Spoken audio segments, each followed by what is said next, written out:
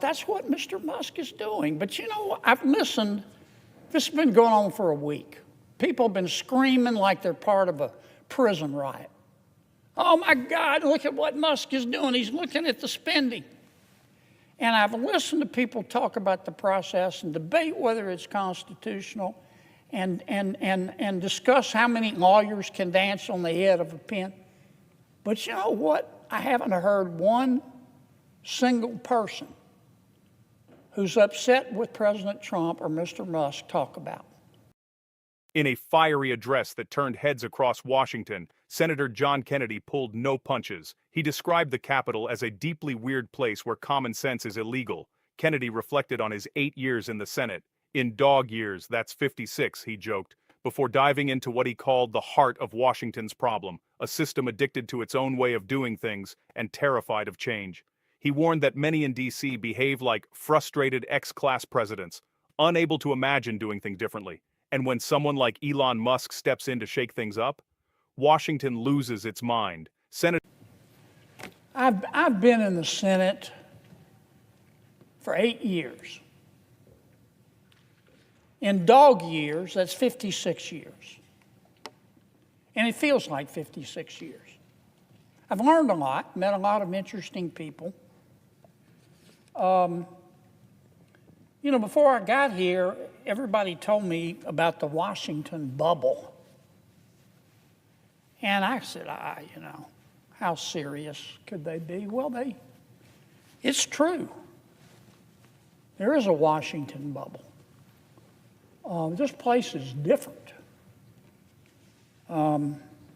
It's in its own way, sometimes disappointing, sometimes refreshing. It is deeply weird. For one thing, common sense is illegal in Washington. It's illegal. For another thing, I've discovered that this is a town of very frustrated X-class presidents. And there's a Washington way of doing things. And when things aren't done that way, when somebody challenges the status quo, many, not all, but many of these frustrated X-class presidents in Washington, on the Hill and otherwise, they get excited, not in a good way. They can't get their mind around doing anything other than the Washington way. Some of them, particularly in the media, they go almost catatonic, or the exact opposite. They foam at the mouth. And they really get upset. They can make a Valium nervous. It's like the world, we're not doing things the way we've always done them, and the world's going to spin off its axis. I want to try to put in perspective what many of my Democratic friends have been talking about today. They're very, very, very upset at President Trump. And they're very, very, very upset at Elon Musk. President Trump ran for president on a number of issues. One of the issues he ran on, he said it almost every day. He said, if you elect me president, I'm going to go through the entire budget and review all the spending, line by line. If I heard him say that once, I heard him say it 1,000 times. And that's what he's been doing. He went out and appointed, through an executive order, Elon Musk, who some people like him, some don't, but he's not a dummy. He's a very successful business person. He's got a top secret security clearance. President Trump issued an executive order, and he turned to Mr. Musk, and he said, Mr. Musk, I want you to do for me what I said I was going to do in the election. I want you to go through all the spending, line by line. Now, let me ask you something, Mr. President. How are you going to review the spending without reviewing the spending?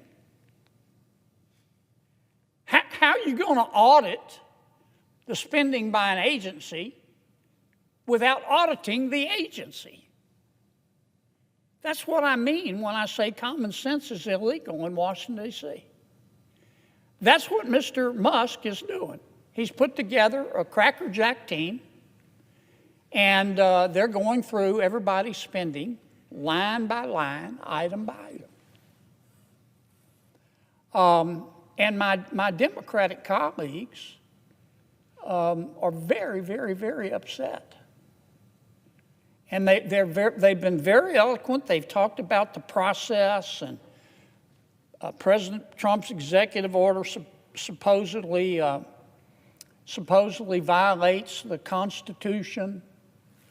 And they've accused Mr. Musk of having conflicts of interest. And so I've heard people say he's sitting over there with a notepad, copying down everybody's Social Security number, and he's going to go use it to make money. I mean, people in this town, not just my Democratic colleagues, they're really upset. They've never had anybody question their spending. But that's what he's found.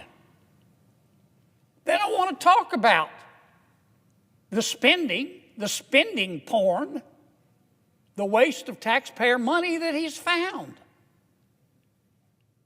I mean, that's the point of all this. I tell you who is interested: the American people. The people in America who get up every day and go to work and obey the law and pay their taxes and try to educate their kids and try to do the right thing by their kids and try to save a little money for retirement, and have had to live through 20% inflation under President Biden. They understand what Musk is doing. They understand spending porn and wasting taxpayer money. Now, Mr. Musk started with the USAID. That handles a lot of foreign aid for America. American people are very generous. In our country, when you're homeless, we'll house you. When you're hungry, we'll feed you. In our country, when you're too poor to be sick, we'll pay for your doctor. And we send a lot of money overseas to help our world's neighbors. And the USAID is in charge, in large part, of that. But I'll tell you what Mr. Musk discovered. I find it fascinating. He discovered that the American taxpayers are giving money to Afghanistan. He found that we are giving money to Yemen. He found that we are giving money to Syria. I didn't know that. Some of our foreign aid is going to Yemen, Afghanistan, Syria. He found that the USAID has 10,000 people, 10,000 people, employees. And every year they give away $40 billion. Mr. Musk also found, and I'm not saying that all of this money is wasteful. I'm not. Some of this money, I'm sure, does some good. That's why Secretary Rubio is going to revamp the department to separate the good from the bad. But this is the kind of stuff Mr. Musk found. He found that the USAID gave money to support electric vehicles in Vietnam. Our money, taxpayer money. He found that USAID gave money to a transgender clinic in India. I didn't know that. I bet you the American people didn't know that. He found that The USAID gave $1.5 million to a Serbian LGBTQ group called Grupa Izladaji. I probably mispronounced that, my apologies. Anyway, they got $1.5 million to, quote, advance diversity, equity, and inclusion in Serbia's workplaces and business communities. What else did Mr. Musk found that my colleagues don't want to talk about? Well, he reviewed a study and then went and checked it. The study was done by the Middle East Forum. They found that USAID spent $164 million to support radical organizations around the world. We're not talking Cub Scout troops here. We're talking about radical organizations around the world. They gave $122 million of that to groups aligned with foreign terrorist organizations.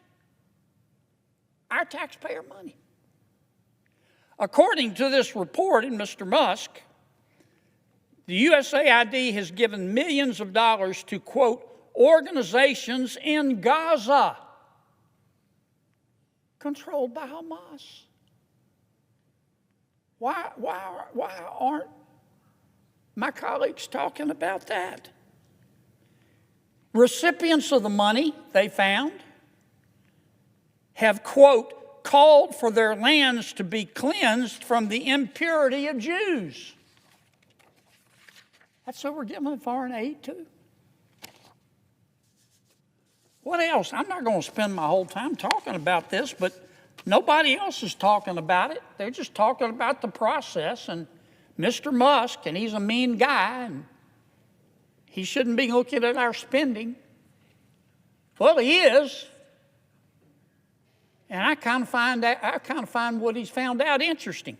He found that we gave $2 million, USAID did, for sex changes in Guatemala. He found that we gave $20 million to produce a new Sesame Street show in Iraq. He found that we gave $4.5 million of taxpayer money to combat disinformation in Kazakhstan. He found that we gave $10 million, USAID did, of meals to an al-Qaeda-linked terrorist group called the Nusra Front. Mr. Musk found that we gave $7.9 million of taxpayer money to a project that would teach Sri Lankan journalists to avoid binary gendered language.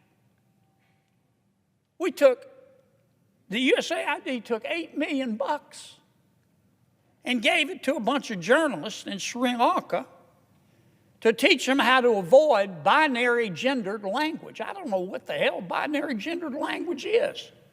I think I do. You think most taxpayers would support that? Why aren't we talking about that? The USAID gave $1.5 million to promote LGBT advocacy in Jamaica. They gave $1.5 million to rebuild the Cuban media ecosystem. They gave $1.5 million for, quote, art for inclusion of people with disabilities in Belarus. Another $3.9 million for LGBT causes in Macedonia. $8.3 million for equity and inclusion education in Nepal. I could go all night.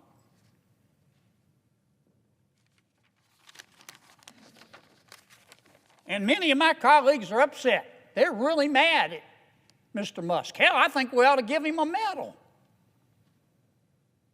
All he's doing is what President Trump said he was going to do. President Trump said he's going to audit the spending. So Trump goes and hires Musk, again with the top secret security clearance. Nobody can quibble with his intelligence. You know, the guy's as smart as Einstein's cousin. He's a very successful businessman. Some say he's the richest guy in the world. And he's doing the auditing. And man, he's finding a lot of stuff. I call it spending porn. Now, I'm not saying everything that USAID does is wasted. But I'm saying a lot of it is. A hell of a lot of it is. And we ought to be on the floor of this United States Senate thanking Mr. Musk. And we ought to be asking him to go through every agency and look at everybody's budget. Everybody's budget. That's what the American people want. They don't want to talk about process.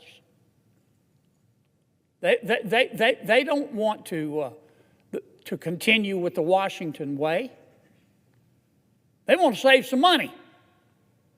Now, let me tell you what's really going on here, too, Mr. President. For 4 years under President Biden, and for 8 years under President Obama, and I respect both of them. I don't hate anybody. I don't. When I say my prayers at night, one of the things I ask God, God, don't let me hate, because it's hard in Washington. Don't let me hate. I have all the respect in the world for President Biden and President Obama. Tough job. But between them, they spent 12 years in Washington. And presidents set the tone. They control the questions that are asked. And here's the question that President Obama and President Biden asked for 8 years. I heard it for 12 years. I heard it every single day. Who needs to pay more in taxes? Is it you? Is it you? Who needs to pay more in taxes? We need more money. Who needs to pony up more? That was the issue. But that's not the issue today. We have a new president. You know what the issue is today? What the hell happened to all the money? What the hell happened to all the money? And that's what Mr. Musk is finding out. That's all this is about. And I'm just shocked that my colleagues have decided that this is a hill they're going to die on. How can you look the American people in the eye and support this kind of waste? Support this kind of spending porn? I mean, the election to me made at least one thing clear, that the American people are sick and tired of people in Washington denying reality.